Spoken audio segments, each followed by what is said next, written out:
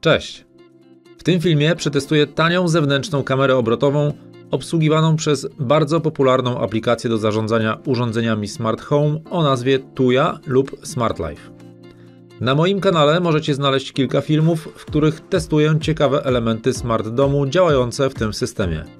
Zakładam, że kamerę będzie można uwzględnić w scenariuszach inteligentnego domu i konfigurować wzajemne reakcje pomiędzy innymi elementami tego systemu.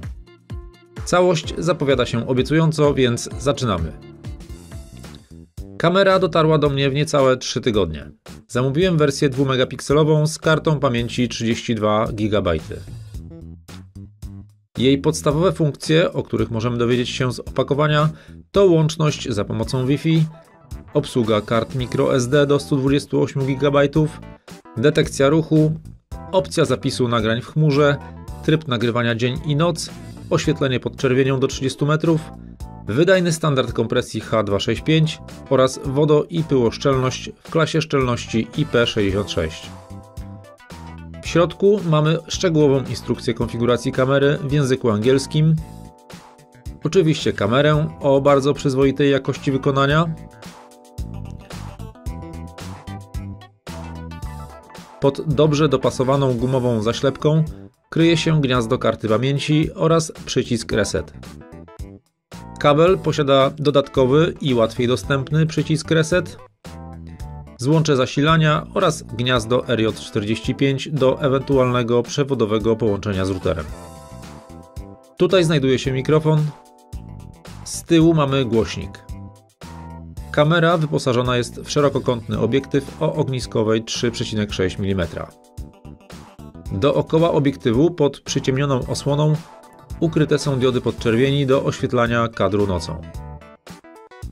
Kamera nie posiada źródeł światła białego do nagrań nocnych w kolorze. W pudełku oczywiście nie zabrakło zasilacza 12V 2A. Mamy też osłonę uszczelniającą połączenie kablowe RJ45 oraz kołki montażowe. Teraz połączymy kamerę z siecią Wi-Fi za pomocą aplikacji. Instrukcja sugeruje wykorzystanie aplikacji Tuya, ale ja korzystam ze Smart Life, która posiada identyczną funkcjonalność. Jeżeli chcemy dodać do aplikacji kamerę podłączoną do internetu za pomocą kabla, to wystarczy zeskanować kod QR umieszczony na obudowie.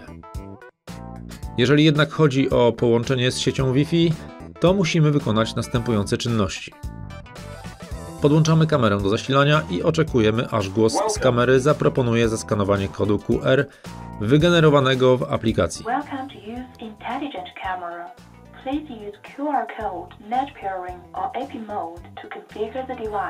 Jeżeli głos nic takiego nie zaproponuje, to musimy zrobić reset kamery, przytrzymując przycisk resetu przez kilka sekund.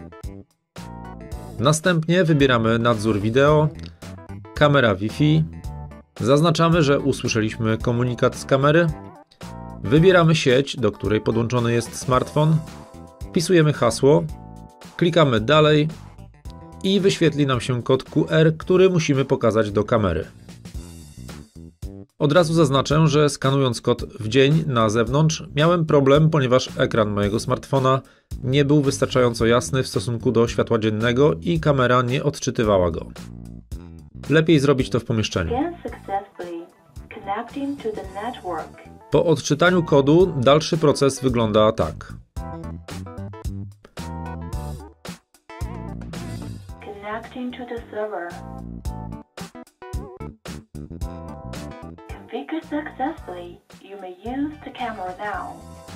Po dodaniu kamery możemy zacząć jej obsługę. Pierwsze, co mile mnie zaskoczyło, to szczegółowość i odzwierciedlenie kolorów obrazu. Producent informuje, że wykorzystano tu sensor marki Sony. Kamerą obracać możemy zarówno przesuwając palcem po ekranie, jak i za pomocą manipulatora.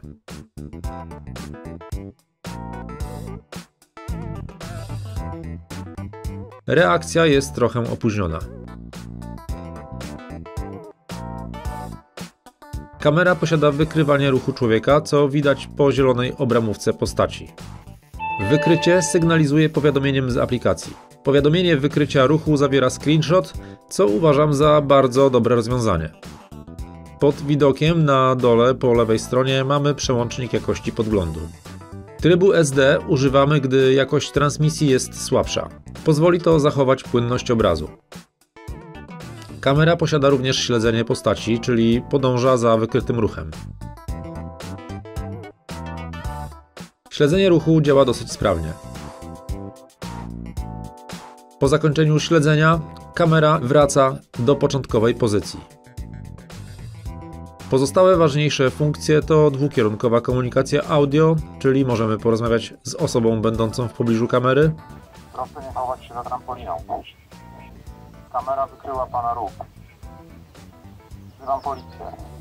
Ikonka miejsca to możliwość zaprogramowania pozycji kamery i szybkie ich wywoływanie. Dobrym rozwiązaniem w tym przypadku jest możliwość nadania nazw poszczególnym pozycjom i zamieszczenie miniaturki ze zdjęciem danej pozycji. Oczywiście możemy wykonać zdjęcie aktualnego widoku lub nagrać film, które zapiszą się lokalnie na smartfonie.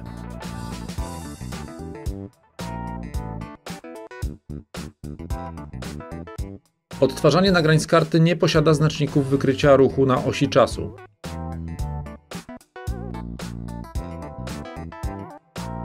Problem po części rozwiązuje włączenie powiadomień o alarmie, ponieważ przeglądając je, możemy przenieść się bezpośrednio do miejsca na osi czasu, o ile kamera nie zdążyła już go nadpisać. Warto więc korzystać z większej pojemności kart pamięci lub rozważyć zakup usługi zapisu nagrań z wykrytego zdarzenia w chmurze, które dodatkowo rozwiązuje ten problem i zabezpieczy nam nagrania w przypadku uszkodzenia, awarii karty pamięci lub zniszczenia czy kradzieży kamery. Dużym plusem w tej taniej kamerce jest jakość obrazu. Wygląda na to, że kamera posiada funkcję HDR, czyli szeroki zakres tonalny. Szczególnie widać to w jasny, słoneczny dzień. Jasne niebo nie wykazuje przepaleń z jednoczesnym zachowaniem dobrej czytelności w ciemniejszych i zacienionych partiach obrazu. Kolory są bardzo żywe. Ciekawostką jest też płynność zapisywanych nagrań. Standardem w tego typu kamerach jest zapis w 12 klatkach na sekundę, co jest wartością raczej optymalną w monitoringu wizyjnym, a tutaj mamy aż 20 na sekundę. Nagrania z kamery możemy tylko podglądać, a jedyną opcją zapisu interesującego nas fragmentu jest nagranie lokalne na smartfonie aktualnie odtwarzanej sceny. Aplikacja posiada funkcję Multiview, czyli posiadając kilka kamer obsługiwanych przez Tuya bądź SmartLife, możemy podglądać je wszystkie w jednym oknie. Kamera nie obsługuje protokołu ONVIF, więc nie mamy możliwości dodania jej do zewnętrznego rejestratora lub aplikacji CMS pod Windows. Sprawdźmy teraz, jakie interakcje kamery z innymi urządzeniami smart domu możemy zastosować. Dostępne dla kamery są 4 opcje: włączenie lub wyłączenie kamery, stop zoom, zoom control, przybliżenie i oddalenie. Testowana kamera posiada tylko zoom cyfrowy, więc nie wiem, czy jest sens stosowania tej opcji. Oraz Night Vision Mode, czyli przełączanie pomiędzy 3 trybami: auto, podświetlenie nocne pod czerwienią i tryb dzienny, czyli kolor. Na tę chwilę przychodzi mi tylko jeden sensowny scenariusz do głowy, czyli na przykład wymuszenie trybu kolorowego w nocy po załączeniu się na przykład latarni oświetlającej podwórko, którą załącza o określonej porze jakiś smart włącznik. Oczywiście warunkiem jest, że ta latarnia będzie wystarczająco doświetlać kadr widziany przez kamerę. Jeżeli macie jakieś inne ciekawe propozycje scenariuszy, to napiszcie w komentarzu. Uważam, że kamera jest ciekawym rozwiązaniem dla osób posiadających elementy Smart Home oparte na aplikacji Tuya lub SmartLife. Pozwala na kontrolę wszystkich elementów tego systemu wraz z monitoringiem wizyjnym za pomocą jednej aplikacji.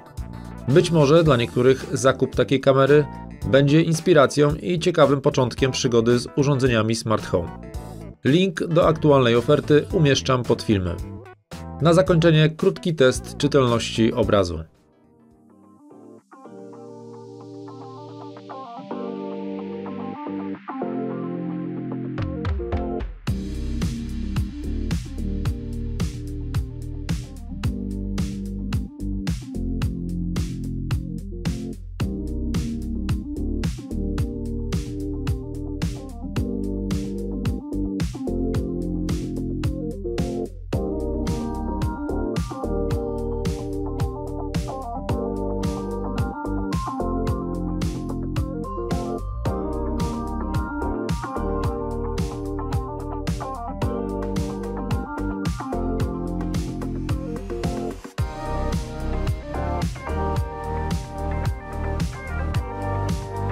Okazuje się, że na ekranie smartfona obraz sprawia wrażenie bardziej szczegółowego w stosunku do tego, co możemy pobrać.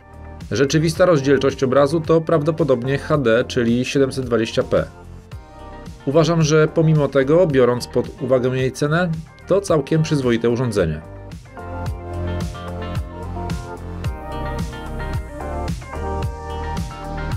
To by było na tyle.